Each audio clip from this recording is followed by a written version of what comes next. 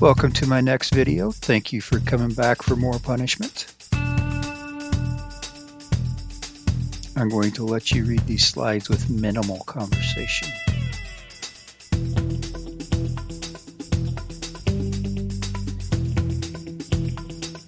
So there you can see that, yeah, I screwed up. I didn't know what I was doing when I was recording it. Recorded in the wrong version. So we got another slideshow. But as this slide says, it's going to be my last simple slideshow. But I really wanted to show this model because this is the first RFM kit I built. This is the first full detail kit I built. This is the first Tiger 1 I built. This is the first super awesome full interior kit I built. It's really worth seeing even the slides. And like I said back there, it inspired me to do a diorama, which I do have footage of.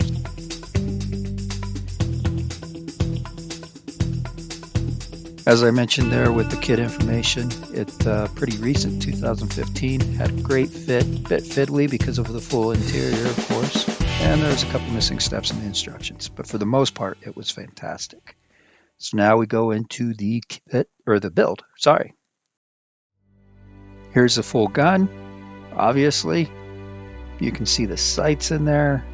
I don't think they left out any detail, even detail that I didn't expect there to be.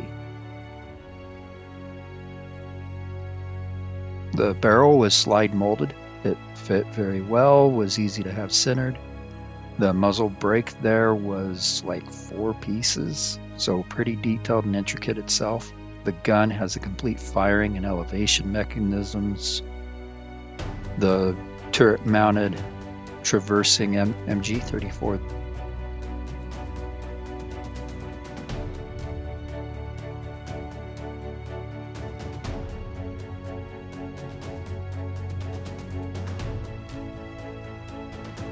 Most of the weld seams you see in the texture, cast texture, are standard on the kit. I only improved a little bit. And here's what I was talking about some of the details that it came with. You can see the gas masks, the armor, the first aid kits, the ammunition in the pouches.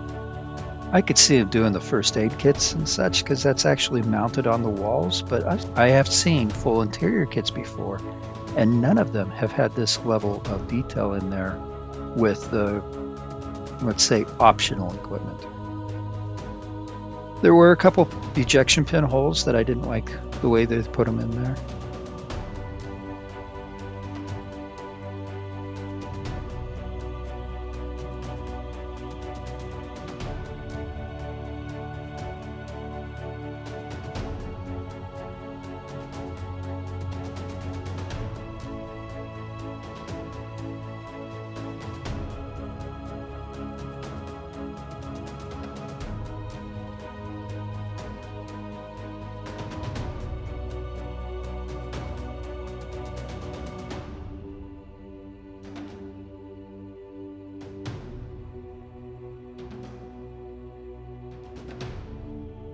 The only other thing that I thought they could have done better here in the turret is maybe left it to where you could leave one of the floor plates up. Because that turret, if you look closely, you can see where it's split. And I know I could have cut it and modified it and made it do that, but it just would have been a neat option.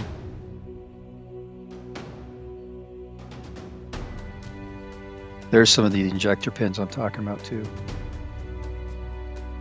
This is one of the fiddly parts. That photo etched frame in there was interesting to get all lined up. A lot of people complain about that online. I liked it, and I think it's fantastic detail once it's in place, but it was difficult to get in there. Here we've got the radio operator seat and the suspension arms. And of course, I've got the oxide red primer in there.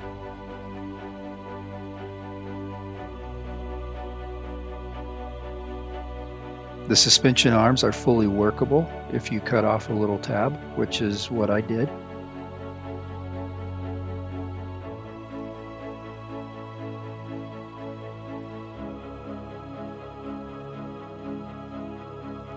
This is the driver's seat.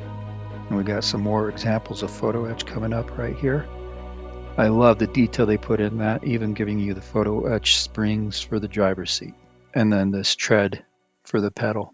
Just really surprised me that the level of detail. That glove box up there is glued too high. That became one of my fit issues later on, and you'll see I had to lower it down. I thought I glued it in the right place by the instructions, they just didn't make it very clear.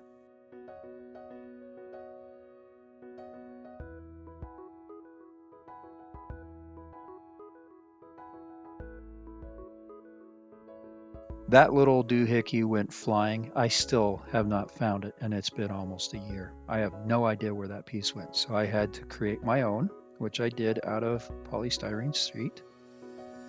And you can see how small that is and why it was easy to lose. These are the batteries, full detailed batteries, which once you put those lids on them, you'll never see it. Plus they go underneath the floor. But I love the fact that they're there, and I know that they're there. And now if you're watching this, you know that they're there.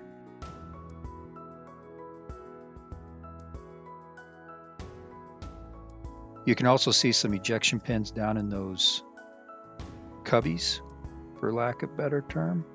But they get covered up by ammunition that's below the floor ammunition storage. So one, you can't really see the area too well once the model's in, and then two, they get ammunition in them, so it's all covered up.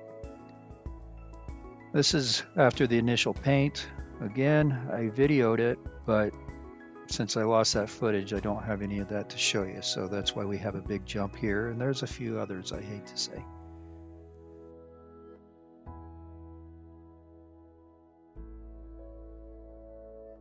Driver's dashboard gauges right there.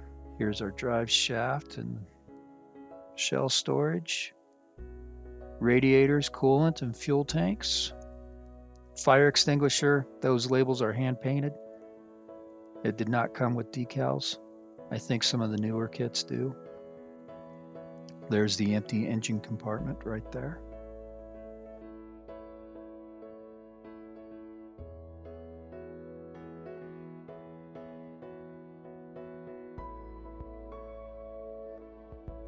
Every shell that it should have, I believe, is included with some extras. So there's a lot of tedious shell painting, and the brass I started out with did not cover well, so it took several coats. So I ended up getting a different brass. Both Vallejo, I just swapped to the Vallejo Air brass instead of the brush brass. You can also see I painted in all the primers there too, but well, you can see them here, you can't see them in real life.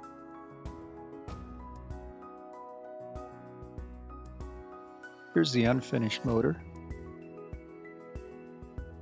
And then here, as you can see, I added some wires to the radio and the driver's dashboard console. That heavy wire out the front caused me issues, and unfortunately I got a little messy with the super glue. It also really surprised me that they had a encryption module that was removable. This is the mostly completed motor. There's some additional steps coming in, but here you can see I added some fuel lines and some brackets for them.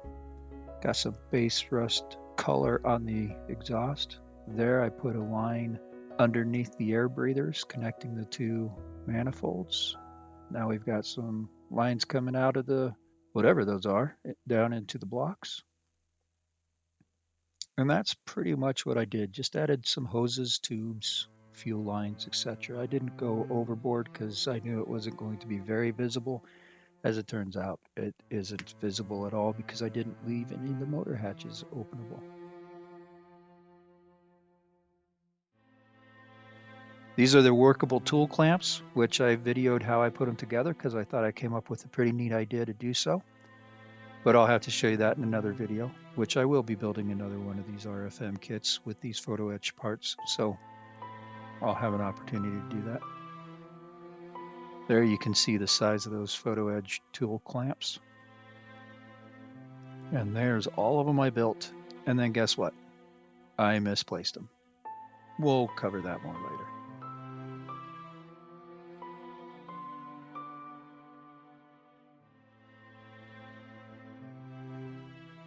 did some internal weathering, and you can see I put some straps across the ammunition, just the top ones.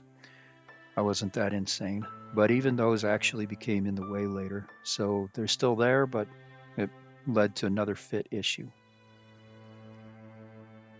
Also, if you're going to put wires in the radio like I did, that led to another fit issue for me, doing an update. So just do some test fitting before you actually put that in there. There's the radio operator's bow gun. More ammunition pockets. There you can see the straps I added to secure those. I also had to get some metal primer for this kit because the Vallejo primer that I use did not like to stick to the photo etch metal. So when I would then super glue things on, it would eat right through the paint and primer and just pull right off. So I got some Mr. Metal primer that I brushed on.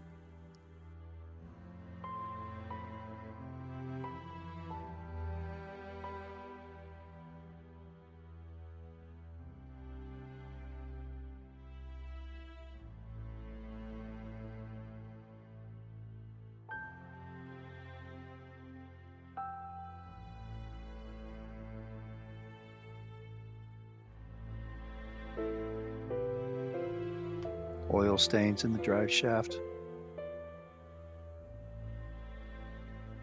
Tried to make the rounds down underneath the floor a little dusty.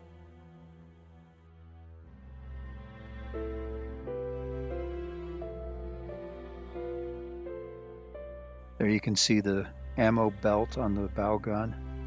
Just love the detail that they put into this.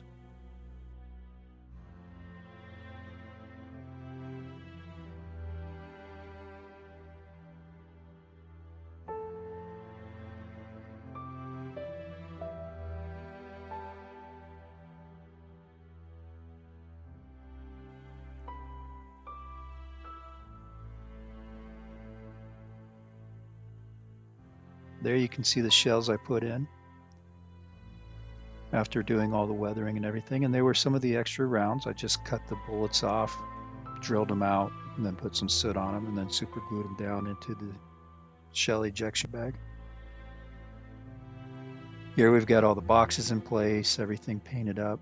You can see it's MP40 in there. There's also a pistol for the officer. Just amazing gear that they gave with it. That's a photo etch case for some jerry cans that will be going in there.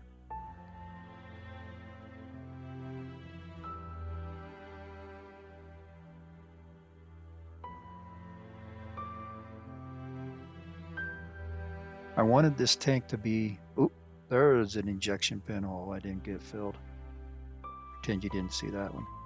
I wanted this tank to have a story that it was in use on the Western Front and then moved to the Eastern Front. So it does have a fair bit of damage and wear and tear on the interior.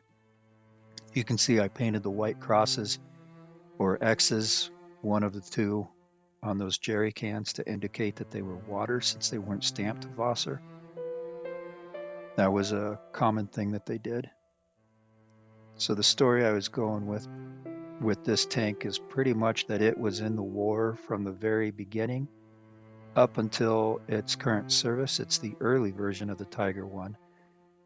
And its current placement in the storyline is that it's now on the Eastern Front.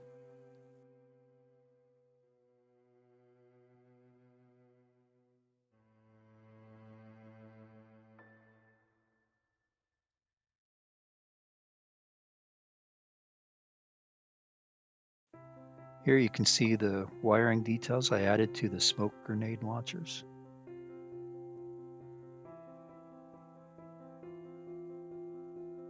Center wire connecting all three of them, and then the two outside ones feeding off of those, with some polystyrene circles and squares. Commander's sight up there so he knows which way's forward. I bet that could get a little confusing if you're spinning it around all the time, going from one target to the next.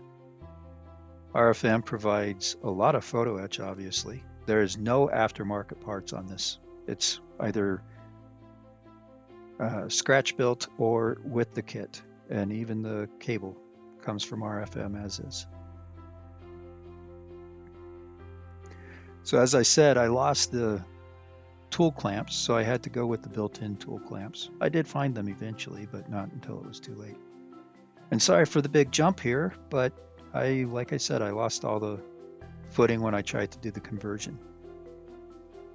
Decent rust texture on the exhaust pipes. There'll be a better showing of those here in a bit when it's completely weathered. I'm very pleased with how the tracks went together.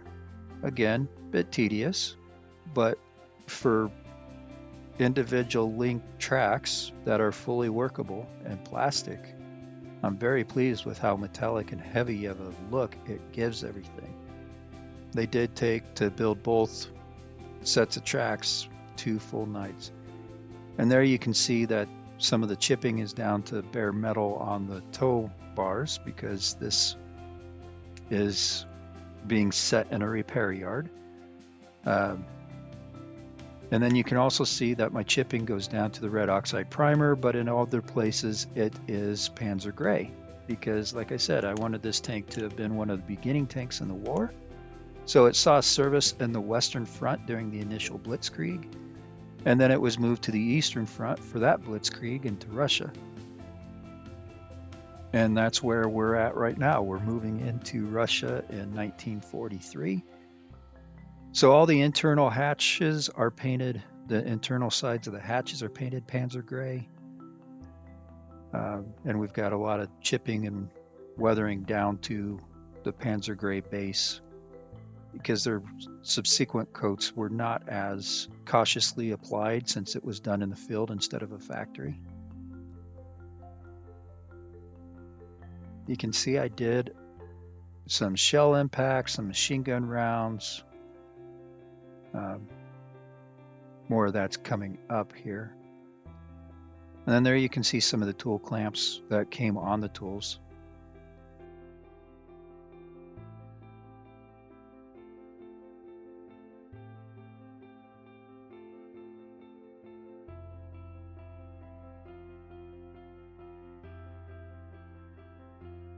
This is a sneak peek of the Strabocran for the repair yard. There I've got the soot, and you can see some of the bullet holes into the toolbox, bullet holes into the back, damaged fenders, missing wheel, and all that soot. This tank itself wasn't on fire because that would have been the back. This tank I wanted to portray was caught in a bomb blast. So you can see some pieces of shrapnel embedded in there, and then just a lot of fire damage from outside the tank. The tank survived it, but had to be taken into a repair yard so that it could be put back into the field. Well, that brings me to a close for this video, everybody. I hope you enjoyed it. Thank you very much, as always, for sticking to the end, and stay safe.